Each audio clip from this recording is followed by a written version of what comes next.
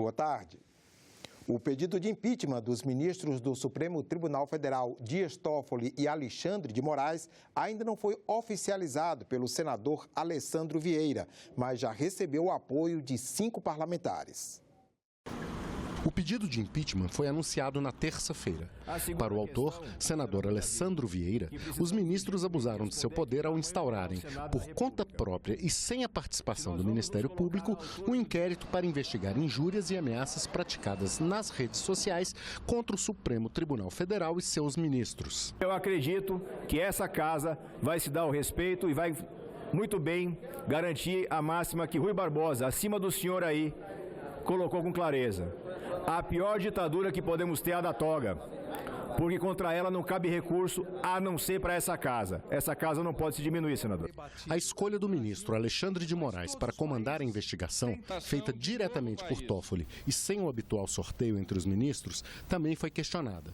O ministro Moraes mandou retirar do ar reportagens que mencionavam Toffoli, o que foi considerado uma censura à imprensa. O presidente do Supremo foi citado por Marcelo Odebrecht em depoimento à Polícia Federal, no âmbito da Operação Lava Jato. Alexandre de Moraes pediu ainda busca e apreensão em diversas residências de pessoas que teriam ofendido o tribunal, entre elas um general da reserva. E rejeitou ainda a determinação da Procuradora-Geral da República, Raquel Dodge, para o arquivamento do inquérito. Nós tivemos a manifestação da Procuradora-Geral da República pedindo arquivamento daquele inquérito sem juízo, sem razão, sem condições jurídicas de subsistir, mas que foi determinado pelo ministro Dias Toffoli e é alegremente executado pelo ministro Alexandre de Moraes, os dois flagrantemente em abuso. Nesta quarta-feira, o pedido de impeachment teve o apoio de 5 senadores. O pedido será protocolado nos próximos dias, depois de sanados alguns problemas burocráticos. A gente está fazendo um ajuste para garantir que os senadores que apoiam a iniciativa possam também participar depois do julgamento, evitar qualquer tipo de artifício de impedimento. O pedido de impeachment só o senhor vai assinar? Isso, eu entro como subscritor e os colegas senadores e senadoras como apoiadores, para que eles possam participar mais adiante caso exista algum questionamento de impedimento. Assinaram a lista de apoio ao pedido de impeachment os senadores Jorge Cajuru, do PSDB de Goiás, Luiz Carlos Reins, do PP do Rio Grande do Sul, Fabiano Contarato, da Rede do Espírito Santo, Marcos Duval, do Cidadania, também do Espírito Santo, e Stevenson Valentim, do Podemos, do Rio Grande do Norte. E as decisões do presidente do STF, Dias Toffoli, e do ministro Alexandre de Moraes repercutiram no plenário do Senado nesta terça-feira.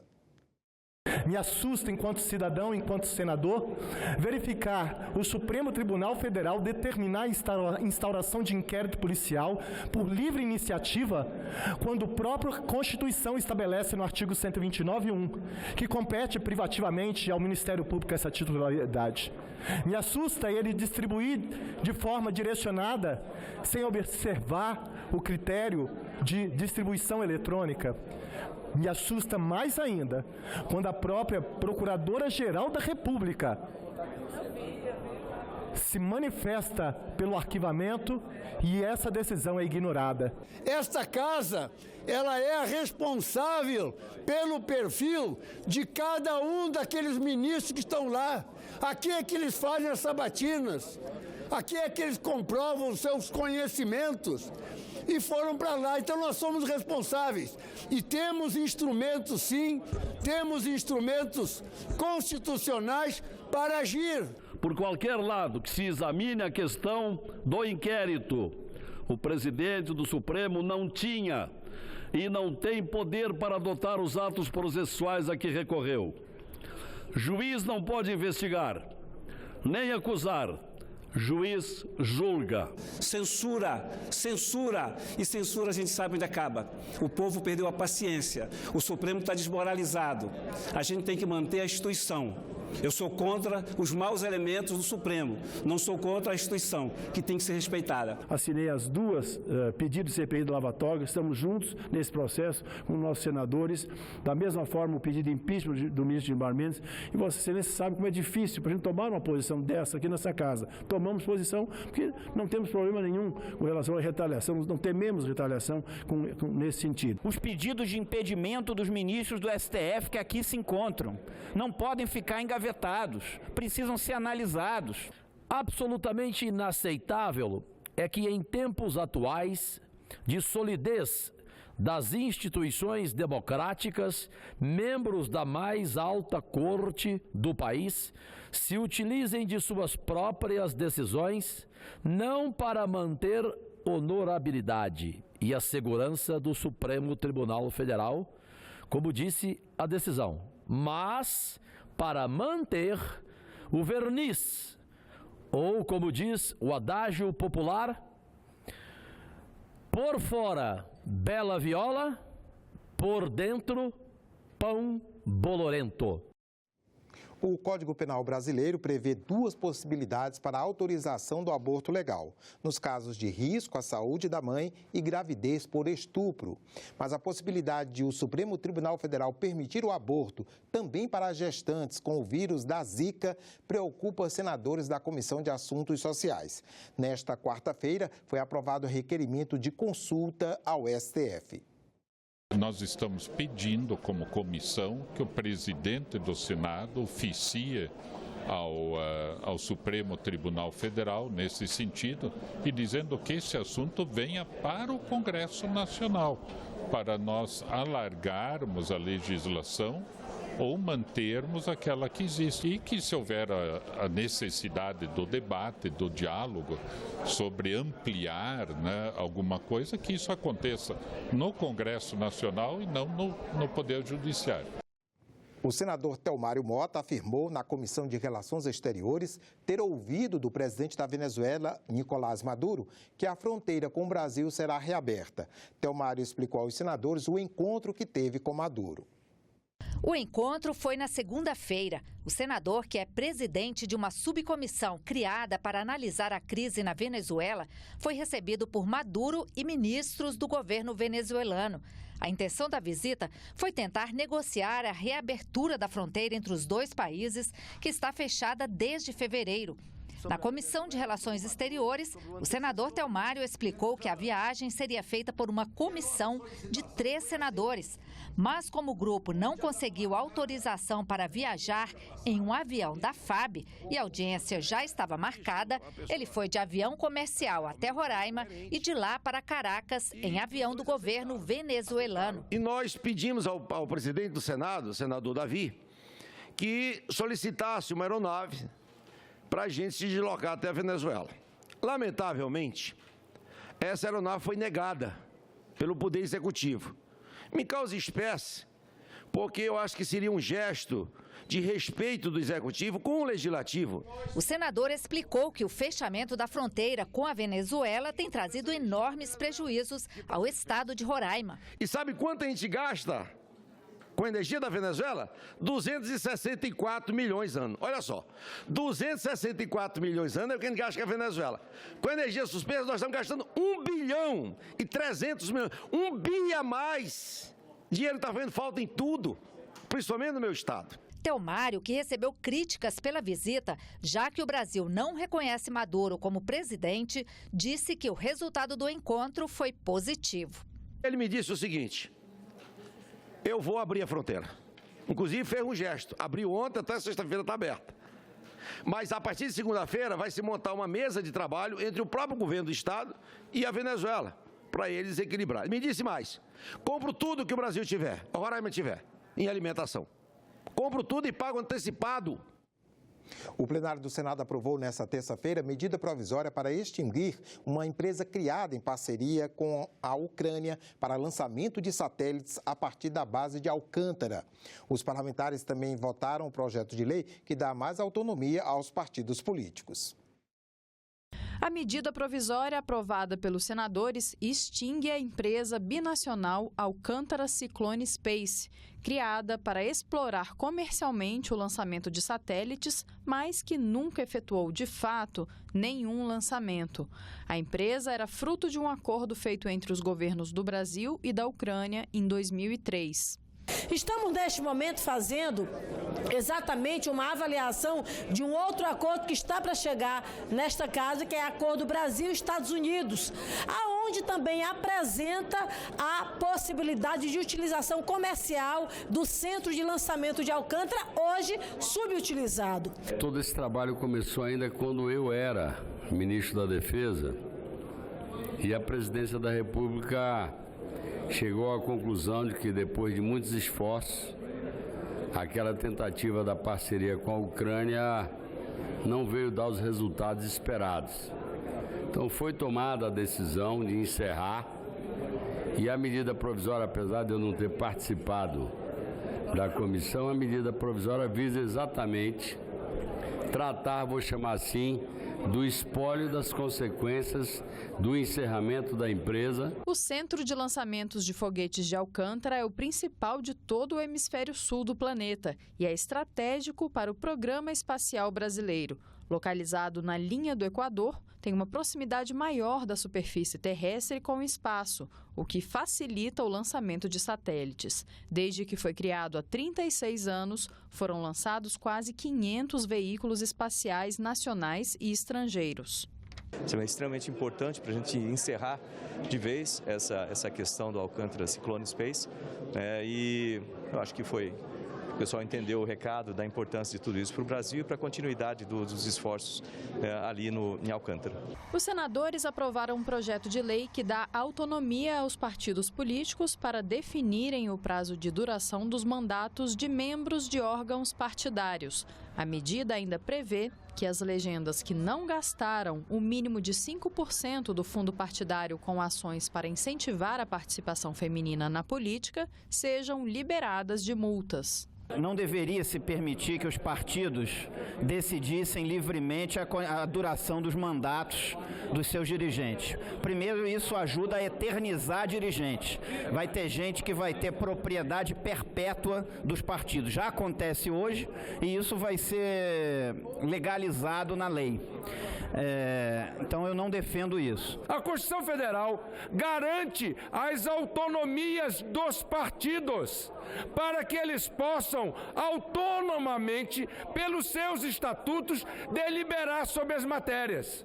Isso é matéria constitucional, senhor presidente. Resolução do Tribunal Superior Eleitoral não pode desfazer o que a Constituição manda. O que nós estamos votando hoje não é, em hipótese alguma, a leniência com a prestação de contas do fundo eleitoral. Ao contrário, o que nós estamos aprovando hoje, senhor presidente, é dizer ao Brasil e aos municípios de que a pluralidade democrática está mantida. O plenário também discutiu duas propostas de emenda à Constituição. A primeira inclui no rol de direitos fundamentais da Carta Magna o meio ambiente ecologicamente equilibrado. A outra estende à Defensoria Pública da União a legitimidade para propor ações diretas de inconstitucionalidade e ações declaratórias de constitucionalidade. Repartição ou capitalização? Na segunda reportagem da série sobre a Previdência, você vai saber o que pode mudar no financiamento das aposentadorias e dos outros benefícios se a proposta do governo for aprovada.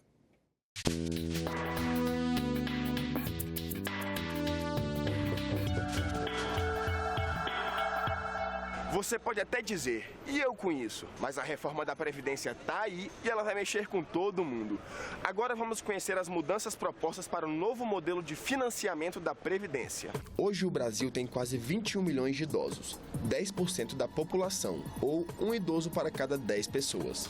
Em 2060, os idosos serão quase 60 milhões, mais de um quarto da população total, uma proporção de um idoso para cada 4 indivíduos. Ou seja, não é difícil dizer que teremos cada vez menos trabalhadores contribuindo para financiar um maior número de aposentadorias. O governo então propõe uma outra ideia, a de capitalização. O regime vigente no Brasil é o regime de repartição, em que quem está trabalhando na ativa contribui e essas receitas vão para pagar os aposentados, né? A ideia da PEC que está sendo proposta é manter esse regime, mas colocar uma alternativa também, que é chamada capitalização. Na verdade, o regime de capitalização não é exatamente novo. Ele funciona como uma poupança privada. O trabalhador contribui para um fundo de pensão, que aplica o dinheiro. A partir da data da aposentadoria, o benefício seria resgatado. Esse dinheiro vai rendendo. Rendendo. Quando você chegar lá aos 65 anos de idade, esse fundo de pensão vai dizer, olha, a quantidade de dinheiro que você colocou a sua vida inteira, hoje te dá esse estoque aqui de recurso. Se a administradora de fundo de pensão for bem, eu vou ter um benefício alto. Se ela for mal, eu vou ter um benefício baixinho. Em princípio, o governo propõe que os trabalhadores continuem contribuindo para o INSS, mas se quiserem ganhar uma aposentadoria melhor, terão que poupar individualmente. As regras desse sistema misto valem a partir da aprovação da reforma, mas ainda não estão definidas.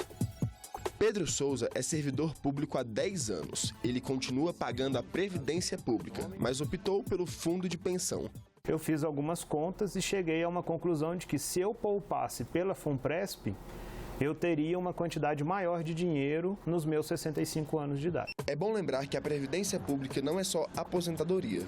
Quem contribui para ela tem o direito ao abono salarial, salário maternidade, auxílio-doença, pensão por morte e outros benefícios. Quer saber mais o que muda nas regras da reforma da Previdência? Acesse a página da TV Senado no YouTube.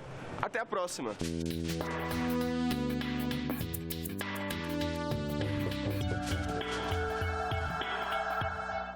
E na coluna Momento Eco de hoje, o jornalista César Mendes adianta um dos temas da edição de maio do programa Ecosenado. Com estreia no dia 4, o programa mostra o que você pode fazer para iniciar a própria produção de mel de abelhas sem ferrão. E explica por que essa atividade contribui para a preservação do meio ambiente. Confira agora.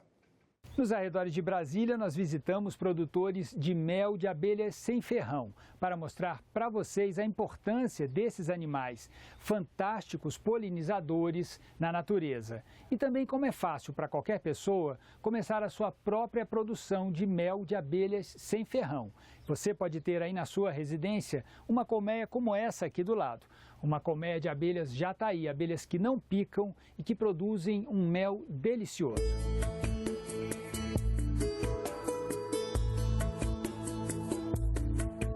A Diana produz mel de abelhas sem ferrão aqui nesse sítio há cerca de 10 anos, não é isso, Diana? E o Carlos é que dá toda a assistência para esses produtores. São mais de 30 produtores aqui nessa região conhecida como Serrinha do Paranoá.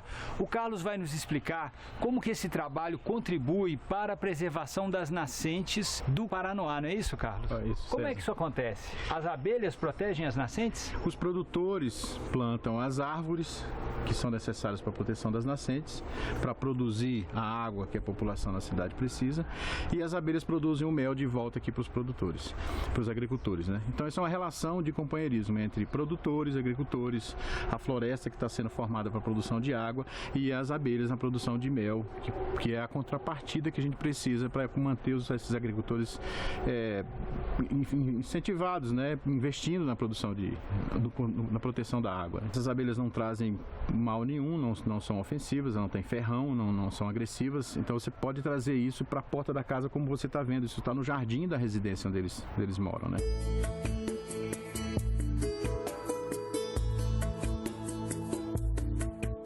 No Lago Oeste, uma outra região aqui de Brasília, nós encontramos com o Bruno. Ele é criador de abelhas sem ferrão e com ferrão também, não é isso, Bruno? Sim.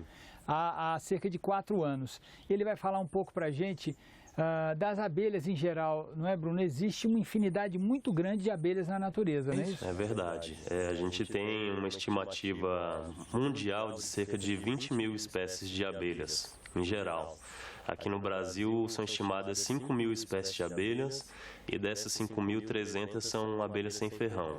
Bruno explicou em detalhes o que deve ser feito por quem quer iniciar a sua própria criação de abelhas. Tudo começa com uma isca, para atrair o enxame. A isca ela é confeccionada de algumas formas, tá? O que eu mais costumo utilizar são garrafas PET, material reciclado, né? E por dentro a gente utiliza o que a gente chama de loção atrativa, que é uma mistura de cera e própolis curtida no álcool. Posteriormente, a gente enrola no jornal e com saco preto antes de instalar. Por que a gente faz isso? Essas abelhas, por exemplo, a jataí, são abelhas que costumam nidificar em oco de árvore. E elas têm preferência por locais onde já tenham habitado a abelha também, porque aquilo sinaliza que é um ambiente propício. A edição de maio do Ecocenado tem estreia no sábado, dia 4, às 9 da manhã e às 4 da tarde. E esse foi o Momento Eco. A gente volta na semana que vem, aqui no Senado Notícias Revista, com mais informações sobre meio ambiente e desenvolvimento sustentável. Tchau! Abril tem sido tradicionalmente um mês de luta para os povos indígenas do Brasil. 305 nações que buscam visibilidade e respeito. Um evento reúne milhares de lideranças indígenas em Brasília entre os dias 24 e 26, o acampamento Terra Livre. Veja na reportagem especial de Andréa Alves. É aqui no Memorial dos Povos Indígenas que vários eventos vão marcar o Abril Indígena. Exposições, debates, oficinas e o acampamento Terra Livre. Este ano será a 15ª edição dessa que é considerada a maior assembleia de povos indígenas, não só do Brasil, como do mundo. Cerca de 4.000 pessoas são esperadas e vão tentar influenciar as decisões que acontecem a 5 quilômetros daqui.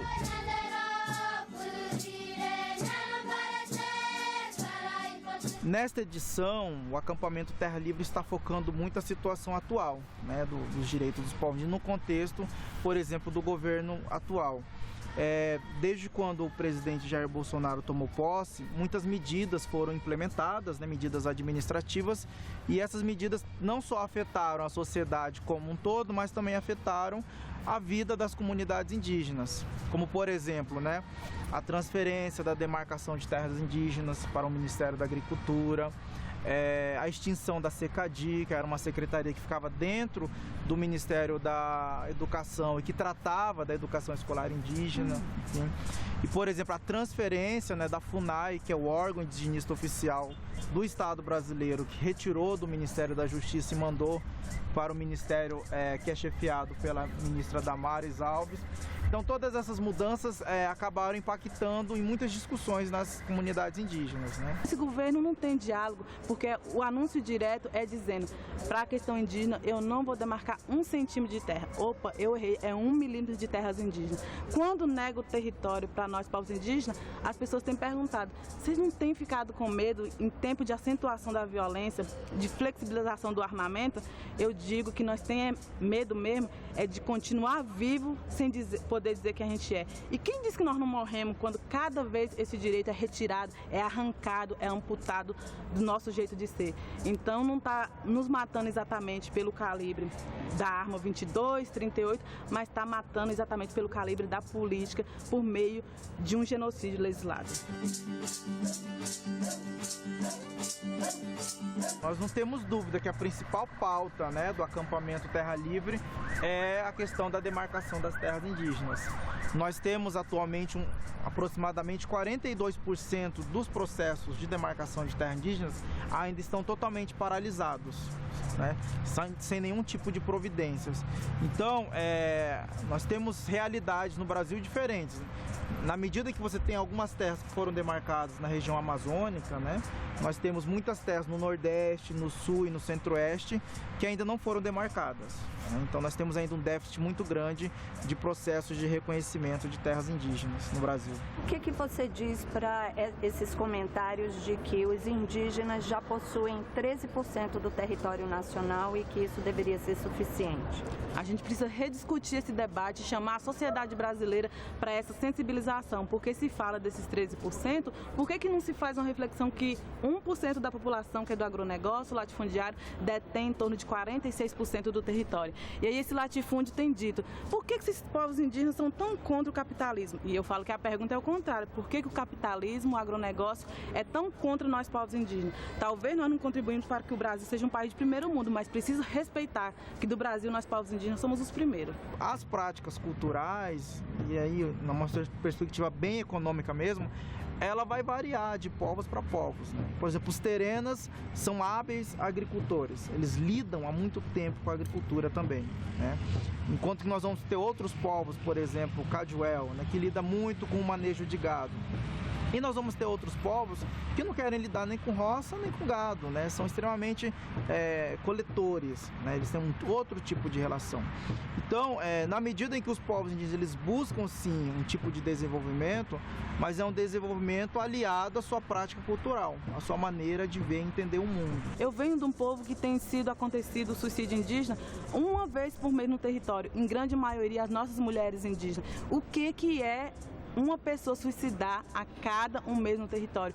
É perder o encantamento, a estrutura da vida. Por isso que eu falo que quando nega os territórios, nos mata coletivamente, porque é uma ameaça à nossa identidade. É um genocídio, é um etnocídio, mas é um ecocídio também, porque quando matar todos os povos indígenas, não vai existir questão ambiental para mais ninguém. O dia que nós, povos indígenas, perder todo o território, não vai existir sustentação do céu e nem muito menos a questão ambiental. Eles são os maiores defensores da questão ambiental e temos que caminhar junto para o bem de todos.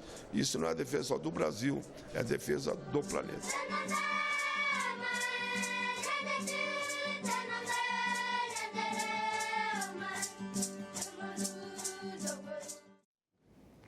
Ficamos por aqui. Você pode rever as reportagens desta edição na nossa página na internet senado.leg.br/tv. Obrigado pela companhia e até a próxima.